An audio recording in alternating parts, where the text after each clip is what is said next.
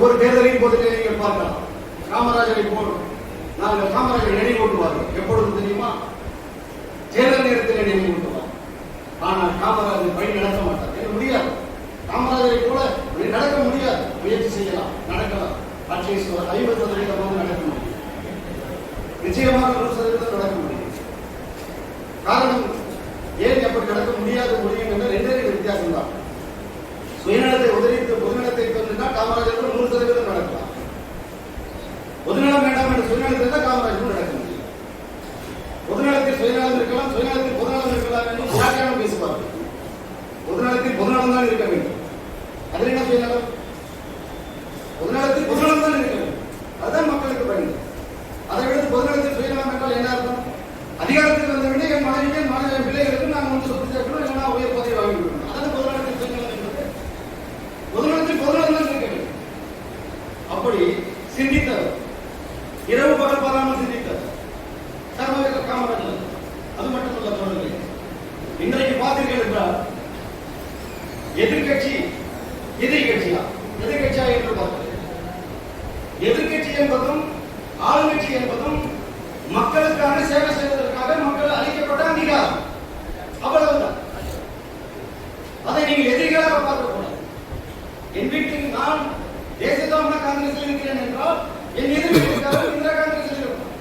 என் பக்கத்து வீட்டுக்காரர் திராவிட முன்னேற்ற கழகத்திலே இருப்பார். என் அடுத்த வீட்டுக்காரர் அதிமுகவிலே இருப்பார். ஆனால் இது எந்த கொள்கையில் வேணாலும் இருக்கலாம், நீங்கள் எந்த கட்சியில் வேணாலும் இருக்கலாம். ஆனால் கொள்கை அதை சார்ந்து இருக்க வேண்டும். பொதுமக்களின் நலன் சார்ந்துதான் கொள்கை இருக்க வேண்டும். அப்ப பொதுமக்களை பற்றி தான் நீங்கள் சிந்திக்க வேண்டும். அப்படி பார்க்கும் பொழுது எதிரி கட்சியாக நாம் மாறக்கூடாது. எதிரிகளாக நாம் சில கட்சிகளை நாம் எதிரிகளாகவும் பார்க்கக்கூடாது. எதிர்கட்சிகள் எதிர்கட்சிகளாகவும் பார்க்கக்கூடாது. அவர்களும் மக்களுக்கு சேவை செய்ய வந்தவர்கள் என்ற மனப்பான்மையோடு செயல்பட வேண்டும். காரணம் என்ன தெரியுமா? அதற்கும் காமராஜர் அவர்கள் தான் காரணம்.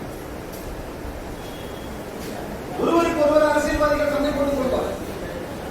இந்த சண்டையை பார்த்து மனம் முழுங்கி போன காமராஜர் அவர்கள், ஏனப்பா எப்படி சண்டை போட்டு இருக்கிறீங்க? இல்ல அவனும் மக்கள் சேவை செய்ய வந்திருக்கா, நம்மளும் மக்கள் சேவை செய்ய, இது எதுக்கு அடிச்சுக்கணும், நம்மளுக்குள்ள அடிச்சுக்கிட்டா பார்க்கறப்ப தப்பா பேசுவாங்க, பொதுமக்கள் தப்பா பேசுவாங்கல்ல அப்படின்னு சொல்லக்கூடிய. அது மட்டுமல்ல, முதலமைச்சர் தேர்வு நடக்கிறது. அந்த தேர்வில் முதலமைச்சராக காமராஜர் நிறுத்தப்படுகிறார். காமராஜரை எதிர்த்து சுப்பிரமணியம் நிறுத்தப்படுகிறார். சுப்பிரமணியத்தை 10 லட்சம் ஆதரிக்கிறார். ஆனால் தேர்விலே காமராஜர் வெற்றி பெறுகிறார். நானும் நீங்க என்ன செய்வோம்? சுப்பிரமணியத்துக்கு 10 லட்சம் வச்சனால என்ன எழுதி நிக்கிறீங்க? ஜெயிச்ச உடனே அவன் ஊர்ல 4 கல் வீசிருப்போம், 4 சோடாப்பில் வீசிருப்போம். ஆனால் பெருந்தன்மை கொண்ட பெருந்தலைவர் காமராஜர் என்ன செய்தார் தெரியுமா? அவரை அருகில் அழைத்து அவர்களுக்கு மந்திரி பதவியை வழங்கி சிறப்பு செய்தார் காமராஜர். என்ற பெருந்தன்மை யாருக்காக வருமா? கடைசி வரை அவர்களை மந்திரி சபையிலே வைத்திருந்தார். நிருபர்கள் கேட்டார்கள். அதற்கு அவர் சொன்னார், என்ன அவங்க எதிர்த்து போட்டிட்டாங்க, அவங்கள போய் நீங்க மந்திரி பதவி கொடுக்கல. ஏன்னா அவங்களும் நாட்டு மக்கள் நல்லது செய்யறதா வந்துருக்கிறான், என்ன ஏற்கனவே அவனை சுற்றி விட முடியுமா அப்படின்னு சொன்னார். இதெல்லாம் எப்படியாப்பட்ட ஒரு உயர்ந்த குணம்! இது மகான்களுக்கு மட்டுமே ஒரு இயக்குனம், மனிதர்களுக்கு உள்ள குணம் அல்ல. அது காமராஜர் மனிதர் அல்ல, மகான். மனித குலத்தின் மகான் என்றால் அது காமராஜர். ஏழையின் சிரிப்பில் இறைவனை காணலாம் என்றார். அந்த ஏழையின் சிரிப்பில் உண்மையான இறைவனை கண்டது யார் தெரியுமா? காமராஜர் தான்.